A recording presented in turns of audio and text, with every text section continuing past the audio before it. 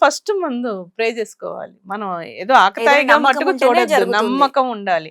100% believe ఉంటేనే మనలో ఉన్న ఆలోచనకే కరెక్ట్ సమాధానం బాబా ఇస్తారు. అది ఏం చేయాలా, చేయకూడదా, ఏంటా అనేది బాబా ఖచ్చితంగా మనకి సమాధానం చెప్తారు. అది చెప్పినప్పుడు మనం అలా ఫాలో అవుతా ఉంటే ఓకే, బాబా మనతో మాట్లాడుతున్నట్టు మనకి అది అనిపించేస్తుంది మన మనసుకి. ఎవరైనా అసలు మనం ఏ జ్యోతిష్కాలకి ఎక్కడికి ఏ విధంగానే వెళ్ళక్కర్లేదు. ఏ స్వామిదైనా మీరు తీసుకోండి, అమ్మవారిదైనా తీసుకోండి. అమ్మతో మీరు చక్కగా మనం ఒక తల్లితో మనం ఎలా మాట్లాడతామో అలాగే అమ్మవారితో మన బాధను ఏదన్నా విన్నవించుకోండి అమ్మా. ఖచ్చితంగా మనకి ఏదో ఒక రూపేణ, మనిషి రూపేణో ఏదో రూపేణ కూడా మనకి సాయం అవుతుంది. ఖచ్చితంగా అవుతుంది. అలా మనం భగవంతుడితో అనుబంధం ఏర్పాటు చేసుకోవాలి. చెప్పారు ఏదో వీడియోస్‌లోనూ ఇప్పుడు వస్తున్న ప్రచారాలు అలా చూసి మనం చేయడం గాదు. మనకు మనగా అనుభవం ఏర్పరుచుకోవాలి. అది మనం సాధన చేసుకోవాలి. చేయగా చేయగా తీగ తీగ రుచి అంటారు చూసారా? అలాగే తినగ తినగా తినగ రుచి అంటే రుచి అని అంటారు కదా! అందుకని దాన్ని మనం అనుబంధం ఏర్పాటు చేసుకోవాలి. భగవంతుడికి మనకి మధ్యలో ఉన్న అనుబంధం ఎలాగంటే మనం మనసుతో మాట్లాడేస్తాం అంతే. మనకు అర్థమైపోద్ది. ఇప్పుడు ఏదైనా ఒక ఇద్దరం స్నేహితులు ఉన్నామమ్మా. సపోజ్ మీరే నేను అనుకోండి. మీరేదో నాకేదో చెప్పాలనుకుంటారు. జస్ట్ కళ్ళతోటో, లిప్స్ తోటో ఏదో ఒక సైజ్ చేస్తారు. అది మనం అర్థం చేసుకునే ఇది మనకుంటది కదా! అలాగే భగవంతుడు కూడా మనం భగవంతుడితో మాట్లాడకాలంటే భగవంతుడు మన ఎదురుగుండా ఉండి మాట్లాడడం కాదు. కానీ భగవంతుడు ఇచ్చే ఏదో ఒక రూపంగా ఇచ్చే సందేశం ద్వారానే మనకి అర్థమైపోతది. మనం నేర్చుకోగలుగుతాము, తెలుసుకుంటాము. అన్ని విధాల లాభం పొందుతాం. భగవంతుని నీడలో ఉంటే మన జీవితం మటుకు బంగారు బాటేనమ్మా. అది చెప్తున్నాను. మన అనుభవంగా, సాధనగా మనం చేసుకోవాలి. అది అలా నేర్చుకోవాలి. చాలా బాగా చెప్పారు. ఇప్పుడు ఒకసారి సందేశాలేంటో చూద్దాం. ఓకే, అడగండమ్మా. అమ్మ మొదటి సందేశం చూద్దాము. నా పాదుకలను నీ పూజా మందిరములో పెట్టి పూజింపుము, మేలు పొందెదవు. ఈ సందేశం ఏ సందర్భంలో బాబా మీకు ఇచ్చారు? ఓ రోజు మామూలుగా మార్నింగ్ పూజ అయిపోయాక బాబాగారు ఇదే సందేశం అందించారమ్మా. నా పాదుకల్ని నీ పూజా మందిరంలో పెట్టు అని అన్నారు. మనకు అసలు వచ్చే ఆలోచన ఏంటి, పాదుకులు అన్నారు. ఓకే, చిన్న ఏదన్నా పాదుకులు స్వామివారి పాదుకులు తీసుకోవాలేమో అని చెప్పి నేను అలా ఆలోచించాను. ఓకే, ఏదన్నా షాప్కి వెళ్ళి పూజా స్టోర్కి వెళ్ళి ఒక చిన్న సైజు పాదుకులు లేకపోతే వెండి పాదుకులు ఏదో ఒకటి బాబా గారికి తీసుకొద్దాంలే అని చెప్పి అలా అనుకున్నాను అనమాట. ఓహో, అవి పెట్టి పూజించమంటున్నారులే అనుకుని అలా అనుకున్నాను. ఇది చెప్పి బాబాగారు చెప్పాక ఒక వారం కూడా గడిచింది. ఏదో ఒక పూజా స్టోర్లో లేదు, ఒక మా అమ్మగారితో వెళ్ళి వెండి చిన్న సైజు ఒక అరచేయంత సైజు పాదుకులు కొనుక్కొచ్చాను. సరే ఓకే, బాబాగారు చెప్పారు కదా ఈ విధంగా పెట్టి పూజించమంటున్నారు అని చెప్పి నేను అలా అనుకున్నాను అనమాట. అలా అనుకుంటే మేము విజయవాడలో సత్సంగాలు అనేది జరుగుతూ ఉంటాయి. సో ఒకరోజు ఒక డివోటీ వచ్చి ఎలాగంటే షిరిడీలో బాబాగారు స్వయంగా మహల్సాపతి గారికి బాబాగారి పాదుకులను కఫ్నీ ఇచ్చారమ్మా. అది గుర్తుగా వాళ్ళ తరతరాలు వాటి మీద జీవనోపాధికని అది మామూలుగా ఇలా మన డివోటీస్ ద్వారానే తెలిసింది ఆ విధంగా. అప్పట్లో బాబాగారు బతుకున్న రోజుల్లోనే మహల్సాపతి గారికి ఇచ్చారనమాట. అవి మహల్సాపతి గారి ఇంట్లో ఎప్పుడూ ఉంటాయి అన్నమాట. ఒక 20 సంవత్సరాల క్రితం ఎలాగంటే వాళ్ళు ఆ పాదుకుల్ని ఒక్కొక్క ఊరికి తీసుకొస్తున్నారు. ఎవరైతే తెప్పించుకుంటున్నారో అవి తీసుకొస్తున్నారు అనమాట. ఎక్కడ షిరిడి నుంచి హైదరాబాద్ కావాలంటే హైదరాబాద్, విజయవాడ కావాలంటే విజయవాడ, ఏ ఊరు వాళ్ళైనా డివోటీస్ మా ఇంటికి తీసుకురండి ఆ పాదుకులు అని అంటే మనకి ఎలా అనిపిస్తుంది, స్వయంగా బాబాగారు వచ్చినట్టే అనిపిస్తుంది. ఆ రోజుల్లో బాబాగారు వేసుకున్న పాదుకులు అంటే మరి మనకి ఎంతో చాలా ఆనందంగా ఉంటది కదా. అలాగనే అనుకుంటాం కదా. సరే అని ఇలా నాకు తెలిసింది ఒక డివోటీ ద్వారా, మేడం ఇవాళ బాబాగారి పాదుకులు వస్తున్నాయి షిరిడి నుంచి, పలానా గుళ్ళోకి వస్తున్నాయి అని చెప్పని అన్నారు. అని అంటే మీరు ఇంటికి కూడా తీసుకొస్తారా అని చెప్పని అన్నాను. అంటే ఉన్నారు మేడం, భక్తులు ఉన్నారు, షెడ్యూల్ అంటే ఒక గంట సేపు ఉంచుతారనమాట. మన ఇంటి సభ్యులు లేదంటే మన చుట్టూ పరిసరాలు ఫ్రెండ్స్ వాళ్ళందరూ ఉంటే మనం పిలుచుకొని బాబాగారి పాదుకులు వస్తున్నాయి ఇవాళ అని చెప్పి ఒక చిన్న అక్కడ పెట్టి బాబాగారికి అలంకరించి పూలు అవి పెట్టుకొని ఏదైనా ప్రసాదం నైవేద్యం పెట్టుకొని అందరం కలిసి ఒక ఆరతి పాట పాడుకుంటే బాగుంటది కదా అని చెప్పి అందరికీ తెలియపరచడం అవుతుంది. అలా ఒక్కొక్కళ్ళ ఇంట్లో ఒక్కొక్క గంట ఉంచుతారనమాట. సరే అలా జరుగుతున్నప్పుడు ఒక గుళ్ళోకి వచ్చినాయి పాదుకులు. నేను వెళ్ళి స్వయంగా అసలు బాబాగారు వేసుకున్నాయి కదా అని చెప్పి ఎంతో ఆనందంగా చాలా హ్యాపీ ఫీల్ అయ్యాను. దర్శనం చేసుకున్నాను. అంతా బాగుంది.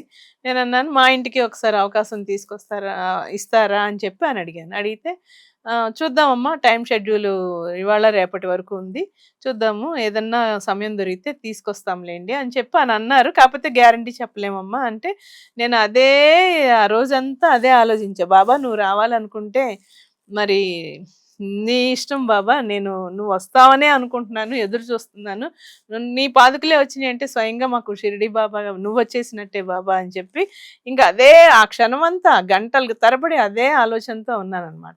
ఉంటే ఎవరైతే నేను ఎవరినైతే అడిగానో ఆ డివోటీ మళ్ళీ సాయంత్రం 6 గంటలకు ఫోన్ చేసి, అమ్మ ఇవాళ పాదుకలు మీ ఇంట్లోనే ఉంచబోతున్నాము, వేరే వాళ్ళ ఇంట్లో ఏదో ప్రాబ్లం అయిందంట, తేకూడదంట, నేను ఇవాళ రాత్రికి మీ ఇంట్లోనే ఉంచబోతున్నాను, మీరు ఎవరన్నా ఉంటే అదే చుట్టాలు వాళ్ళకి తెలియజేసుకోండి, ఫ్రెండ్స్కి అని చెప్పాను అన్న. ఇంకా అసలు మామూలు ఆనందం కాదు.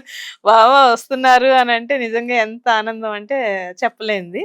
ఇంకా అసలు 6ంటికి వచ్చేస్తున్నారంటే అసలు ఇల్లంతా ఒక రకమైన పరిమళం, అన్ని అన్ని మొత్తం ఇంకా సెంట్ అన్ని వేసేసి, అగరత్తులన్నీ వెలిగించేసేసి, బాబా పటానికి పూలన్నీ పెట్టేసేసి, పాదుకలు ఎక్కడ పెట్టాలని చెప్పి ఒక టేబుల్ అది అరేంజ్ చేసి, దాని మీద క్లాత్ వేసి, దాని నిండా పూలు పరిచి, మరి బాబా గారు ఉంటున్నారు అని అంటే మాటలు కాదు కదా, ఇంకా అసలు ఫ్రెండ్స్ అందరినీ పిలవడం జరిగింది. సో ఇంకా బాబా గారు పాదుకలు వచ్చినాయి.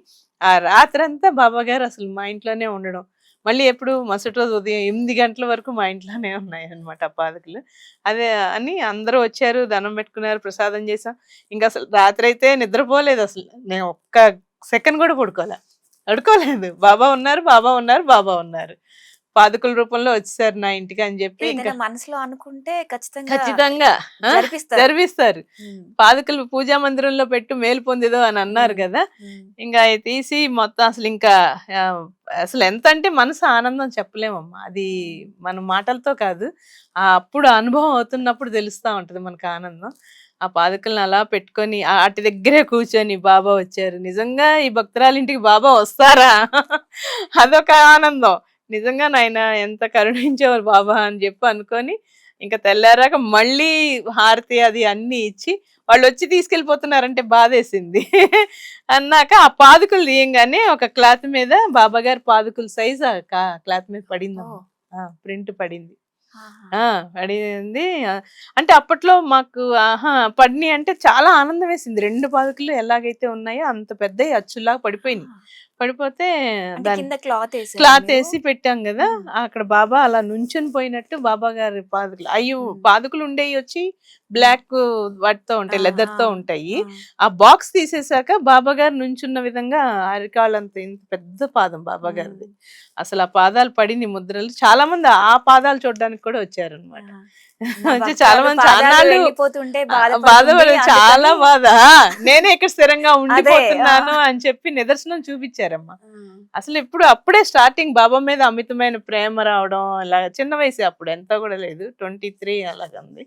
అసలు అలా ఎంత ఆనందం అంటే మామూలు ఆనందంగా చాలా ఆనందం. చెప్తుంటే కలికాలంలో కూడా ఇలా జరుగుతాయా, డౌట్ వస్తుంది. లేదమ్మా, ఖచ్చితంగా ఉంటాయి. కలికాలం అని కాదు, మనం ఇప్పుడు ఈ కలికాలంలోనే భగవంతుడిని ఎక్కువ ఆరాధిస్తే కలి మనల్ని ఏమి చేయడమ్మా. అదే చెప్పారు దత్త గురు చరిత్రలో కూడా ఉంది, ఎవరినైతే భక్తులనైతే ఇబ్బంది పెట్టద్దని చెప్పి కలిపురుషుడికి చెప్పడం కూడా జరిగింది. సో అది మళ్ళీ ఒక చాప్టర్ అనుకోండి. మనకు ఎటువంటి ఇబ్బంది అనేది రాదు. భగవంతుడు ఉన్న స్థలం కానీ, లేకపోతే మన ఆలోచన విధానం భగవంతుడి మీద ఉన్నా కూడా ఎటువంటి ఇబ్బందులు అయితే ఎదుర్కోవాల్సిన అవసరం అయితే ఉండదమ్మా, నేను చెప్తున్నాను. ఇంకా బాబా గారు ఇంకా అలా పెట్టేసి అలా ముద్ర పడిపోయాక మళ్ళీ దాని నిండా పూలు జల్లి, బాబా ఇక్కడే ఉన్నావు నువ్వు, ఎక్కడికి వెళ్ళలేదు నాయన అని చెప్పి, అసలు ఇంకా ఆనందం ఎంత అంటే, ఎంత మనం ఇంకా ఎన్నెన్ని కాస్ట్లీ వస్తువులు కొనుక్కున్నా కూడా ఆనందం రాదమ్మా. భగవంతుడు వచ్చేసాడంటే ఇంకా జీవితాంతం ఆయనే తోడుంటారు కదా. నాకు అభయం కూడా ఇచ్చారు, ప్రతి క్షణం నిన్ను కంటికి రెప్పలా కాపాడుకుంటానని కూడా అభయం ఇచ్చారు. ఇంక సరే బాబా అని చెప్పి ఇంకా అలా నిత్యంగా బాబా అది క్లాత్ మడత పెట్టి బీరువాలో భద్రపరిచేసాం అనమాట. తర్వాత ఒక వారం రోజులకి ఆ ముద్రలు అలాగే ఉన్నాయి. ఇంకా మరి ఏదన్నా డస్ట్ అది పడుతుంది అని భద్రంగా క్లాత్ అలా పెట్టేసుకున్నాం. ఉంది, చెన్నైలో ఉందండి. ఇంకా అందుకని ఇంకా అదే బాబాది ఏ లీల జరిగినా కూడా ఎంత ఆనందం అంటే అమితమైన ఆనందం అనమాట. బాబా పాదుక రూపంలో ఎప్పటికీ వస్తున్న నాతోనే ఉన్నాడు బాబా, నా ఉన్నారు వెంటే బాబా అని ఉన్నాడని చెప్పి చాలా గట్టి నమ్మకం కలిగిపోయి నమ్మకం ఉంటది మీకు. బాగా. హ్మ్. ఆ వచ్చిన వాళ్ళకి కూడా ఇంకా ఆనందం వేసింది. అసలు హ్మ్. షిరిడి నుంచి రాణి పాదుకులు తెప్పించింది. అసలు హ్మ్. నేను అనుకోలే. ఊహకు కూడా అనుకోలే. ఆయన మా హ్మ్. ఇంట్లో రాత్రి ఒక గంట ఇచ్చినా మీరేదో చాలే అనుకున్నా. కొనుక్కొచ్చి పెడదాం అనుకున్నారు పూజా అనుకున్నాను. మందిరంలో. కానీ అరగంటే ఉంచుతారనుకున్నాను. హ్మ్. ఒక్క అరగంట కాదు బాబు. నేను అడిగింది ఏంటంటే ఒక 10 నిమిషాలన్నా రా బాబా అని అడిగాను. హ్మ్. 10 నిమిషాలు కాదు కొన్ని గంటలే జీవితాంతం ఉండిపోయారు ఇప్పుడైతే. కొన్ని గంటలే నా ఇంట్లో ఉన్నారు.